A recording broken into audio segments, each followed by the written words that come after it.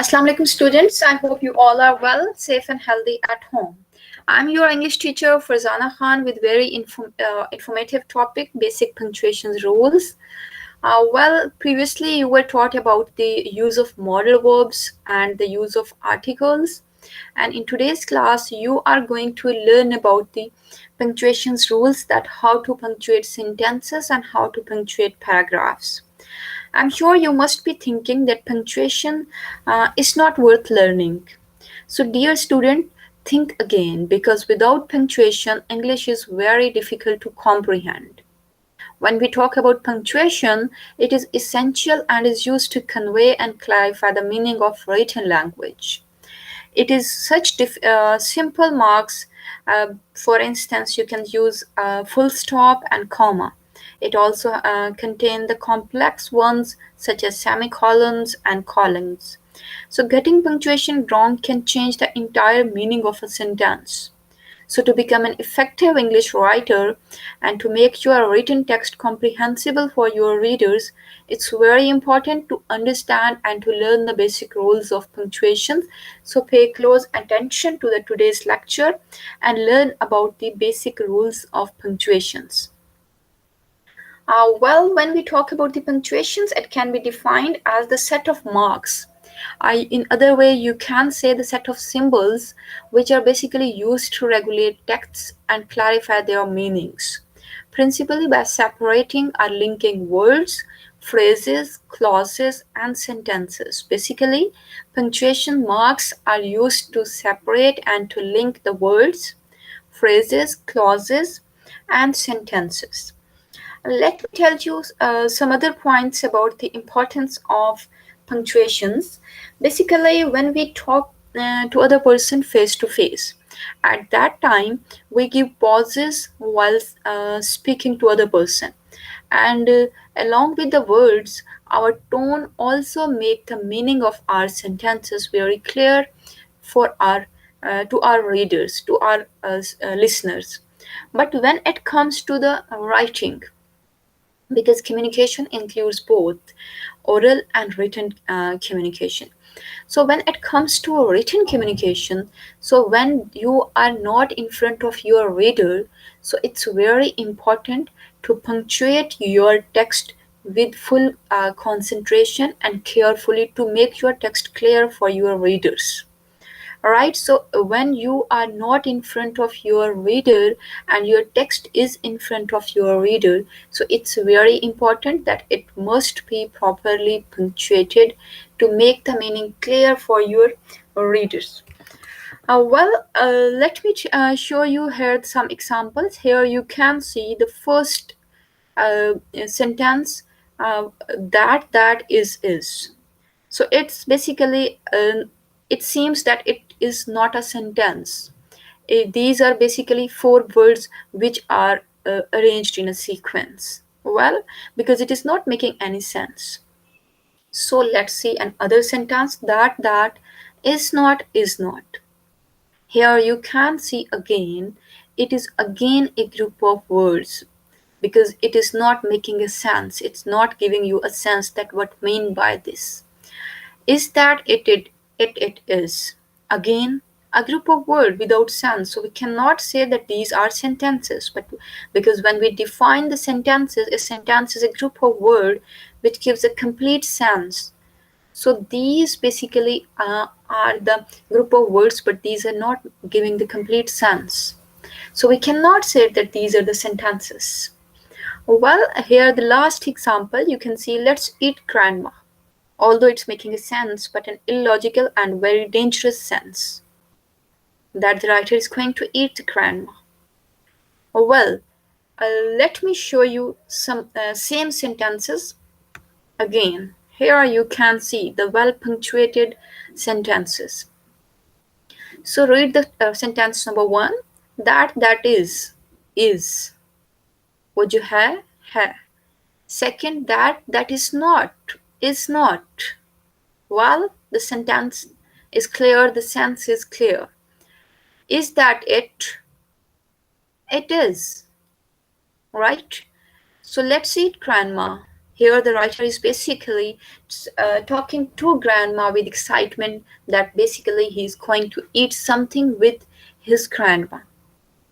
So here with this example, I'm 100% sure the importance of punctuation rules is pretty clear in your mind, that punctuation saves the time, makes the sentences clear, and punctuation basically saves the lives. Well, let's learn about the rules of punctuations. These are the punctuation marks. First of all, the end marks. Second, capital letters. You need to keep it in your mind that capital letters also come under the category of uh, punctuations. The third, apostrophes. The fourth are semicolons, brackets, dashes, commas, and speech marks. So these are the basically, you can say these are the, uh, you can simply say these are punctuations, are symbols which make clear the meaning of the sentences, phrases, clauses, and the paragraphs. So you will learn all these punctuations rules, punctuation marks one by one in today's lecture. So let me tell you first of all about the end marks. Basically, there are three end marks in English language. First of all, there is a full stop. After that, there is question mark. Here you can see the symbol of the question mark. And the third end mark is the exclamatory mark or exclamation mark. So let's discuss one by one that how to use these end marks. First of all, the full stop. Full stop is basically a complete and strong pause, which basically separates one sentence from an other sentence. It is placed at the completion of the assertive sentences or imperative sentences. So you need to place full stop at the end of assertive and imperative sentences. You already very well know about the assertive and imperative sentences. Here you can see in this example, it is a rainy day. So it is a rainy day, it's a declarative and assertive sentence. So the full stop is placed here at the end of the sentence. Similarly, in the next sentence, you can see, do not interrupt while I'm talking. It's an imperative statement. So full stop is placed at the end of assertive sentences and at the end of imperative sentences. End marks basically means the complete stop. And marks basically separate one sentence from another sentence in the paragraphs. It was about the full stop. The second end mark is the question mark. Question mark means something is being asked. Here you can see the symbol of the question mark. So when we talk about the interrogative sentences, basically interrogative sentences are made with 5 W's and 1 H. What, why, where, when, which. These are 5 W's. And how is 1 H. So we can make sentences with 5 W's and 1 H, and along with this, we can also make the question sentences or interrogative sentences while placing the helping verb in the start of the sentence. So here you can see in this example, are you going to lunch? So in this sentence, only the structure has been changed. The first of all, the helping verb is placed in the start to make it sentence. But how the other will be able to understand that this is a sentence by placing a question mark, which is very important. So question marks are placed at the end of the interrogative sentences when you want to ask something. The third end mark is an exclamation mark, which shows excitement or sudden feelings or emotions. Here you can see the symbol of the punctuation mark of exclamation mark, which basically shows an excitement uh, in all those sentences in which you express your sudden feelings or emotions. These feelings can be of excitement, these feelings can be of sadness, these feelings can be of shocking feelings. So in exclamatory sentences, at the end of exclamatory sentences exclamation mark is placed. So these three are the end marks: full stop, question mark, and exclamation mark, which are placed at the end of the sentences. So second punctuation mark are basically the capital letters. What are capital letter? You all are pretty clear about the capital letter. Here all the letters in this heading are capitalized. So how to capitalize and which word and whether to capitalize certain words in the sentences are not. So these are basically important capital rules which you need to understand very well for making your writing clear and effective for your audience and for your readers. Well, the first rule of capitalization is that capitalize the first word of every sentence. This is basically the very important and a very easy rule. And all of you are pretty clear about this rule that whenever you will start any sentence, the first letter of that sentence will be capitalized. Well, the second rule of capitalization, it is about the titles, headings, and subheadings. Usually, students make a lot of mistakes while writing titles in the assignments and writing titles in the academic papers. Well, it's very important to understand that how to write the titles, how to write the headings and subheadings according to the standard rules. Basically, the a proper rule of writing heading subheadings is to go for the upper lower case. So, what is the rule of upper lower case? In upper lower case means you need to capitalize all the first letter of all those words which are important. So the question arises that which are important word and which are unimportant word. When we talk about the unimportant words, you need to keep it in your mind the articles. Within a sentence of the heading, the article, this is not an important word. Preposition, helping verb, and conjunctions. These four are the words which you don't need to capitalize if they are coming within the heading.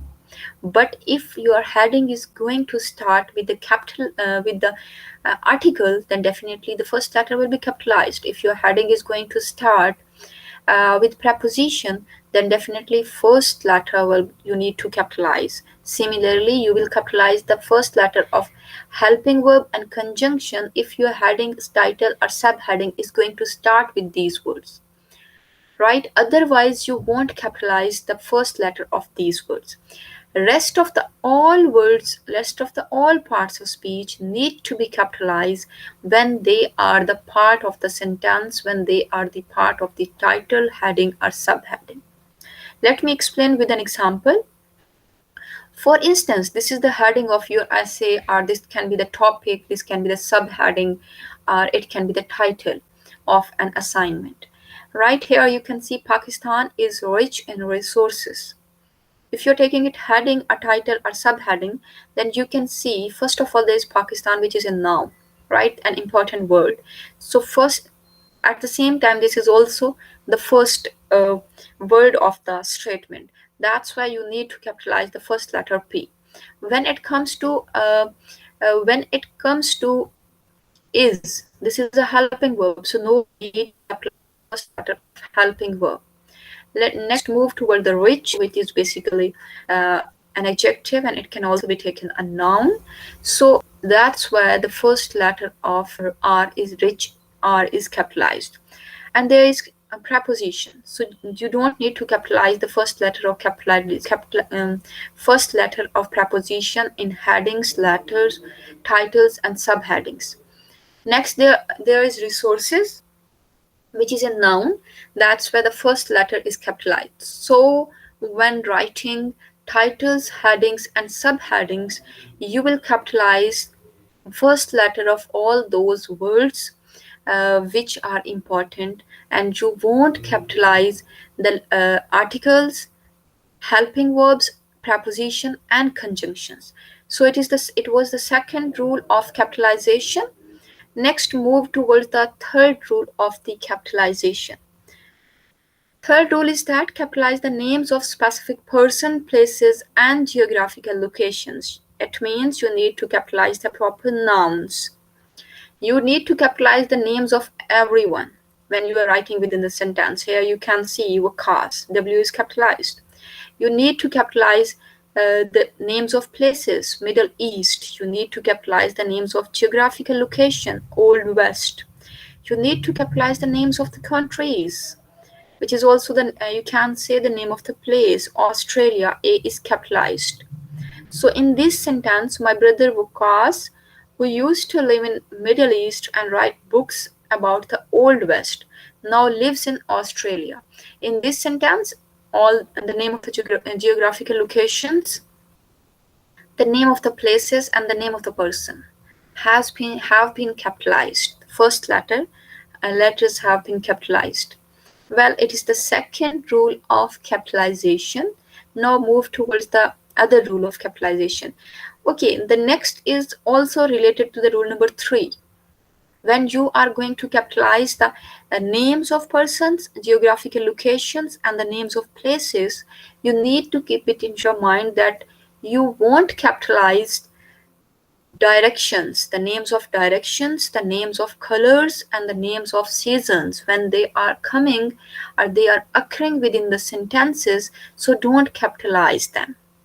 But if the names of directions, colors, and seasons are coming in the very start of the sentence, then you will follow the first rule of capitalization, means capitalize the first letter of every starting sentence. Every sentence. Well, in the first example, you can see they have reached north of the Indian Ocean. Well, north is basically direction. That's why, and it's not capitalized. But Indian Ocean is place. That's why it's the name. That's why both of the first letter have been capitalized. Again, next fall before the winter storms begin, we are heading south. So in here you can see south is direct location, direction. So no need to capitalize. Similarly, winter is the name of the season. That's why don't capitalize the first letter of season. Similarly, in here in another example, you can see blacks, white. The names of the color have not been capitalized. So don't capitalize directions, colors, and seasons names. Next, rule number 4 of capitalization. According to the rule number 4, you need to capitalize the name of days, the names of weeks, the names of months, and the names of holidays. Whenever you will write the name of any day in your sentence, you will capitalize the first letter of the name of the day. Similarly, there are 12 months, so name first letter of every month, the name August, December, January, February, October. So all the months, first letter of the name of the month will always be capitalized in the sentence. Next, it come to the name of the holidays. You can say Pakistan Independence Day. Similarly, we can say the Resolution Day. We can say the Defense Day.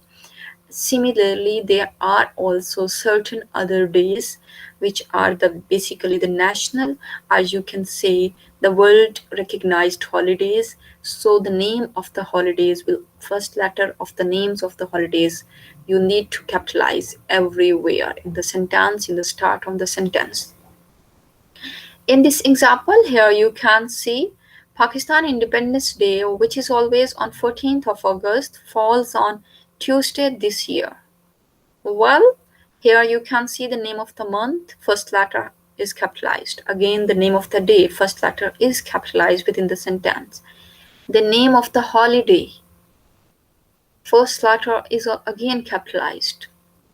So, according to the English rule of capitalization, the pronoun I, which is a personal pronoun, whenever you will use I in any sentence, I as a personal pronoun, not I of the letter information, not I of the word is, right? Whenever you will use personal pronoun I, you will always capitalize it. So rule number 5 of capitalization: capitalize the names of historical events, right? So all the name of historical events, whenever you will write in the sentence, you will capitalize the first letter of the complete name of the historical events. It can be any event from the past history of Pakistan. It can be any event from the past Islamic history. Well, in the example, you can see the Battle of the Bulge was an important event in the World War II. So you can see all the first letter are capitalized in the Battle of the Bulge. But again, keep it in your mind. The preposition, let me show you again, the preposition uh, and the article has not been capitalized. Only the battle, B of the battle and the B of the bulge has been capitalized. Similarly, World War II, you can see uh, there are W of the world and W of the war have been capitalized. So you will always capitalize the first letter of the historical events. Next is rule number 6. Capitalize the names of religions and religious terms. Whenever you will write the name of religion and religious terms within the sentences, you will always capitalize them. God, Christ, Allah, Christianity, Christians, Jews, Islam, Muslims. So these all are the names of religion and religious terms. That's why the first letter will always uh, need to capitalize. According to the 7 rules of capitalization, capitalize the names of nations,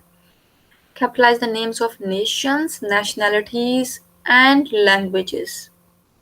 So you need to capitalize the uh, names of nations like Pakistanis, Indians, Chinese, Japanese, Americans, and you also need to capitalize the names of countries everywhere: Pakistan, India, Bangladesh, similarly America, uh, Canada. So at the same time, the names of languages, whenever will be written in the texts in the sentence, so everywhere where the first letter need to be capitalized. For instance, you are writing English. I like to learn English language, so you will capitalize the first letter of English E. Similarly, I want to learn Urdu language. So here in this sentence, I'll capitalize the first letter of Urdu because it's the name of the language. Well, according to the rule number 8 of capitalization, capitalize the names of academic courses when they are used as titles. Whenever you will write the name of the academic course as a title, you need to capitalize the first letter. In the example, you can see he's doing master in English. English is the name of the subject here, is the name of the course. That's why E is capitalized. Again, English is also name of the language. That's why E will always be capitalized. So, according to the rule number 9, brand names. Brand names, whenever they will be written in the sentence, whenever you will write the name of the brand, you will always capitalize the first letter. So it's all about the capitalization, which also come under the category of punctuation rule for making your writing clear, complete, effective, and understandable for your reader. It's very important to capitalize the words properly, capitalize the letters of the word properly while composing a letter, while uh, drafting an email, or while sending a text to someone other. Well, the next punctuation mark is apostrophe. Let me tell you what is apostrophe and what are the uses of apostrophe. How can you um, use apostrophe in your writing? Apostrophe basically shows the possession. So apostrophe here, you can see the mark of the apostrophe. It is here. So apostrophe is the most commonly misused punctuation mark. Basically, when we talk about the apostrophe, there are three main uses of the apostrophe. First of all, it is used to make contractions. Secondly, it is used to show possession. And thirdly, it is used to uh, make unusual plurals. The words which have no plural but we need to make them plural, then we need to add apostrophe there. Let me explain one by one that what are the uses of apostrophes. First of all, uh, it is very important. It is basically a determiner which shows possession and which basically should not have an apostrophe in it. For instance, you can talk about when we talk about the contractions. First of all, it's very important to understand that what are contractions. Contractions are basically the short version of the words. For instance, when we use it's in place of it is, when we use I'll in place of I will, when we use will in place of we will, when we use can't in place of cannot, when we use won't in place of will not, when we use don't in place of do not, so when we use didn't in place of did not.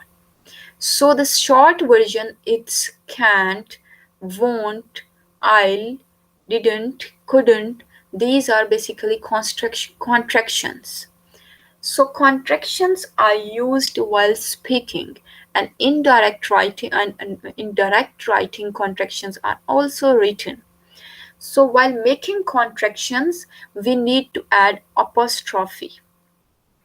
Right here you can see in the sentences in the word it's. So we have made contraction of the it is while adding apostrophe and s, it's. So apostrophe is used to make contractions. You can see here the other examples. It's, it is. So can't is basically the contraction of cannot. We use contractions a lot when we are speaking a lot, when we are talking to other person. But when we talk about contractions, I would like to tell you one point here, that contractions are basically considered informal speech. So you need to avoid contractions in proper formal writing, such as writing essays, composing letters, because it seems too chatty, because it's an informal way. But when it comes to writing, a writing of direct speech, you are writing a direct, you are citing a direct quote of someone, then you need to add contractions because you are going to write the exact statement of someone.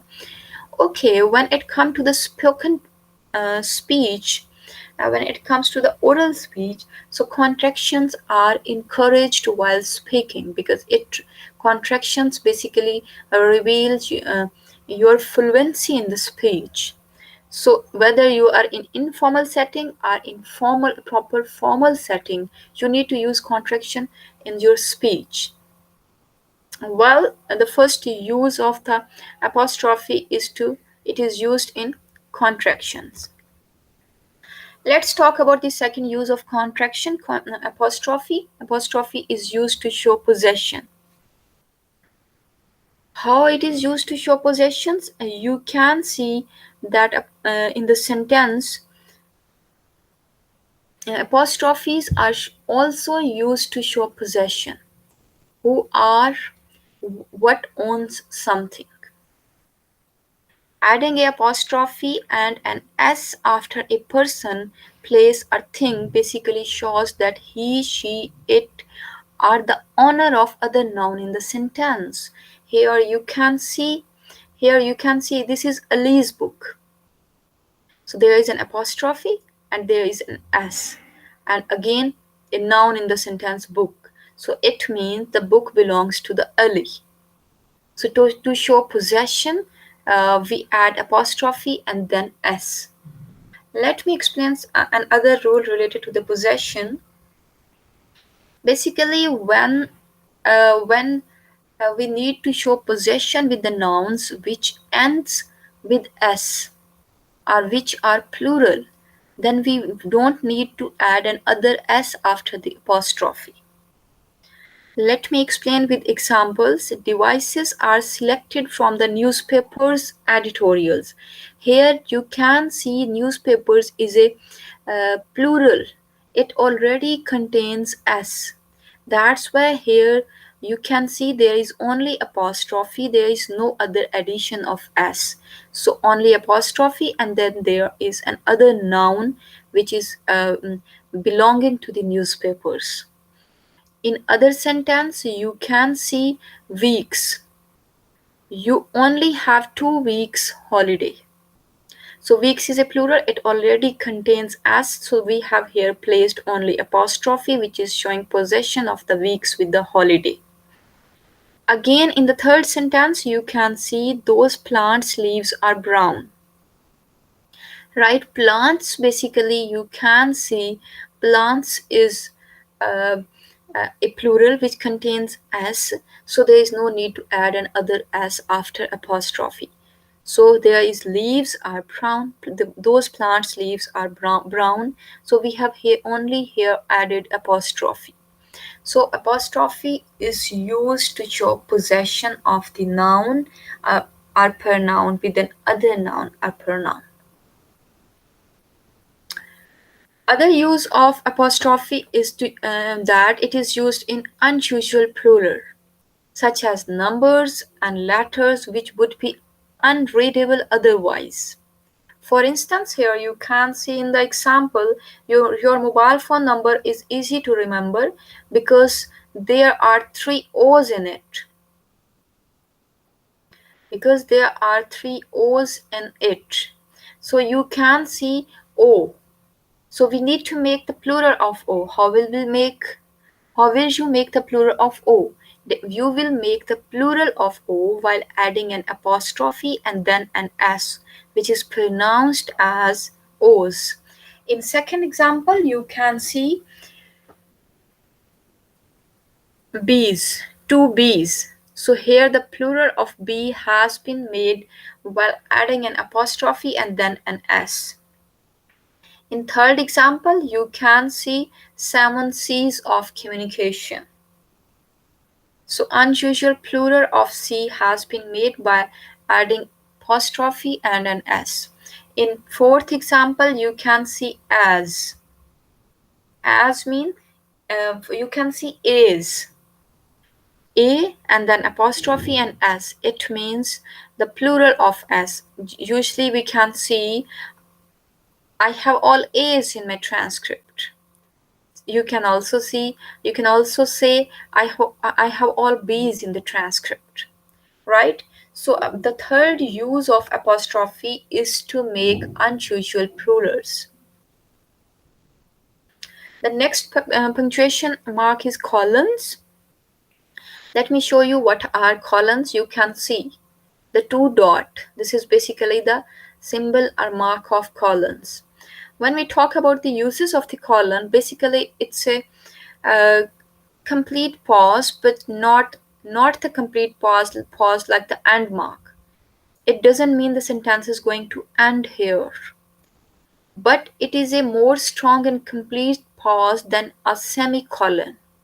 So there are different uses of the colon. First of all, colons is basically used before enumeration, means showing a number of list. When we talk about colon, it basically means when we use colon, it means then after the word, after the clause or sentence, there is something other, which is the explanation of the previous one. Let me explain with the example. The fire destroyed many things in the house. We have placed here colon, and then after that there is the list of the things which have been destroyed by the fire: the furniture, the carpets, and the curtains. Right? So here the list of you can say the list is there, the enumeration is there. So you can simply say the fire destroyed many things in the house, and then colon means there is the explanation that which thing has been destroyed by the fire: the furniture, the carpets, and the curtains. The other use of colon is to introduce a quotation. For instance, you can say the bacon says. The bacon says, and then there is colon, and then there is the direct statement of the bacon. A reading makes a full man, writing an exact man, speaking a ready man. Well, to introduce a quotation after placing the name of the person, we usually place colons and after that the exact statement of the person. The next, you can see the examples of the colon. Muhammad went for shopping and bought some fruits. So here you can see there is colon, which is indicating that there is the explanation of the shopping, that what actually Muhammad bought. Two apples, some cherries, and a melon. Right? Well, these are the examples of colons. Next is semicolon. Semicolon, you can see here the symbol of the semicolon, one dot, and after that there is comma. Semicolon basically joins two complete sentences or two independent clauses into a one sentence. And so semicolons is a weak pause as compared to the colon. This is because some sentences are too closely related to be separated by a full stop, but they are missing a connection word such as and, but, or because, then we add semicolons there. Let me explain with some examples. Here you can see Muhammad was angry. Semicolon, Tamur was not listening. It means there is direct connection between these two independent clauses. Muhammad was angry because Tamur was not listening. So the connection word, you can see the conjunction is missing here. That's why we need to place here semicolons. In other sentence, you can see Ali felt hot. Semicolon, the sun was blazing. Ali felt hot because the sun was blazing. Again, the connecting word is missing. That's why two independent sentences or two independent clauses has been connected with the semicolons. In the last example, you can see I found the film long, semicolon. Tamur found the film short. In other sense, you can see I found the film long, but Tamur found the film short, right? So we place semicolons to connect two independent clauses or sentences which are closely related to each other, but which basically lack the conjunction, or you can say connected word, connector. The next is brackets. So brackets are pretty clear to all of you that brackets allow you to add some extra information into a sentence. So when you need to add some extra information into a sentence, you usually place brackets and add those information within the brackets. But what we add in the brackets, it's pretty clear for all of us that basically related to that particular sentence in which we are adding brackets and we are adding the sentences. So basically it means we are giving something extra information to our reader, but without those words, basically the sentence is complete. Here you can see in the example, speak in foreign languages, I believe, is a useful skill. So if we skip I believe, this is an extra information. If we use it in the way that speaking foreign languages is a useful skill, the sense is again complete, the sentence is complete. In other example, you can see my parents, Awais and Amna, are very strict. So here the writer is basically talking about the parents, and he has given the names of the parents which are not necessary to tell in the sentence. So it's an extra information. The sentence still makes sense without the information in the brackets. My parents are very strict. So brackets are used to add something extra in the sentence. The next very important and very easy is the use of comma. How to use comma? Basically there are different uses of comma. When we speak to other person, while speaking we give pause at the place of the comma. But when we are writing, so at the place of the pause, we need to add comma. So first use of comma is that comma is used to separate a list. When you are telling a list, then you need to add comma to separate one word from the other word or one group of words from the other group of words. Here you can see in the example, my favorite animals are giraffes, comma, dogs, comma, cats and birds. So comma is placed within the words to separate list, or you can say this to separate certain numbers, names of places, things and persons. Well, the second use of comma is that it is also used between the date and the year. Let me show you here. You can see the exact pattern of the date. December, right? December 14, comma, and 2020. So in this sentence, after the name of the month and date, it is mandatory while writing date to place the comma. So if you want to add even the day, in the same date, if you want to add the day, so first you will write the day, first letter of the name of the day will be capitalized, and after that you will place comma and then the name of the month and then the date, and after that comma and the name of the and then the year. So comma is used between the date and the year. Comma can also tell you where to give pause in a sentence. For instance, you can say in the example, all is well, but not necessarily forgotten. So when you want to give pause to make the meaning clear in written way, you will go for adding comma there. So there is another use of comma, that comma is used between words, between certain words. What are those words? Those words are pronouns. When you need to add two or more than two pronouns in the sentence as a subject, so you need to add comma here. You can see you, he and I will buy the book, right? So after you there is comma to separate you and he. Similarly, in other sentence you can see I, you and he will kill the man. So I, you and he, here you can see to separate the different pronouns, personal pronouns, the comma has been used. Well, according to the rule number 5 of using comma, that there is no need to use comma when the order of the sentence is proper, means there is subject, then there is verb, and then there is object.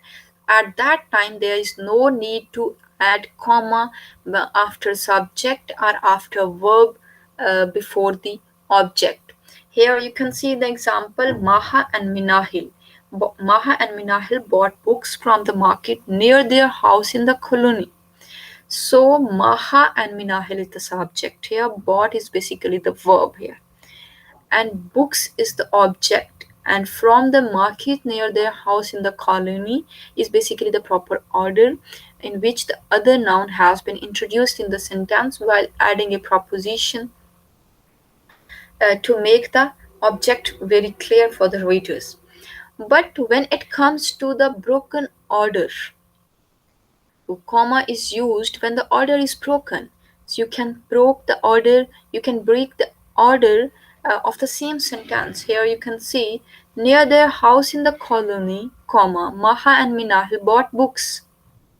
So when the order of the sentence is broken, so while speaking you will give pause to make the meaning clear, and while writing you will add comma to make the meaning clear. So it was all about the use of comma.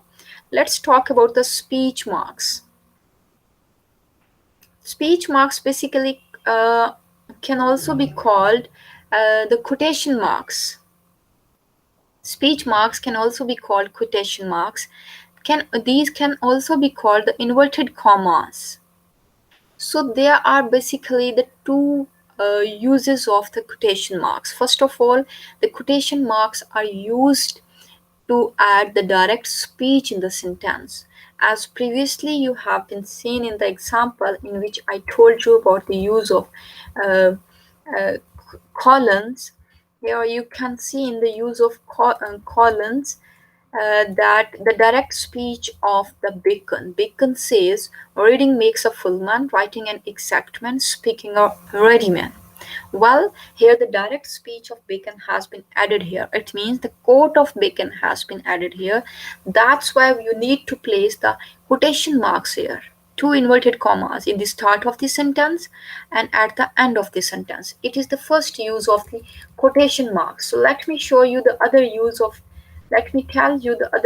quotation marks, that it is used to enclose chapter headings and titles of the articles within the sentences.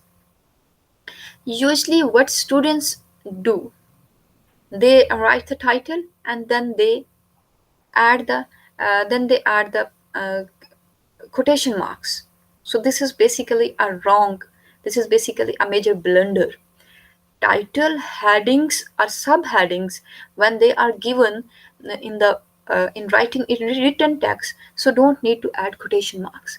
But when you are writing titles of some books, articles, when you are writing the headings, the names of the chapters or the names of the subheadings within the sentences, at that time to highlight that those are basically the headings and titles, then you need to use the quotation marks.